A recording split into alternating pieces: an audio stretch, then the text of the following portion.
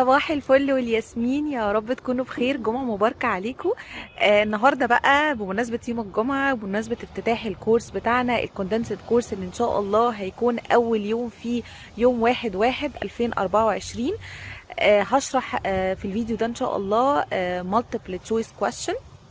الحقيقة هو كنز في المعلومات، هتطلعوا منه تقريبا ب3-4 معلومات. ازاي تعملوا انتربريتيشن للكالتشر، وازاي تقدروا ان انتوا تختاروا التشويس المظبوط، مش بس الحاجات السنسيتيف، وده دايما اللي بنادي بيه. وازاي ان انتوا تكوريليت الكالتشر دي للبيشنت، وتختاروا الاختيار المظبوط، وتختاروا انتيبيوتكس ما يكونش بيعمل اندكشن للريزيستنس.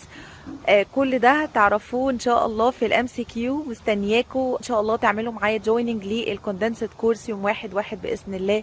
واللي مش هيقدر يجوين معايا 1/1 يقدر ان شاء الله يجوين معايا الجروب التاني. والسلام عليكم ورحمه الله، وجمعه مباركه ويوم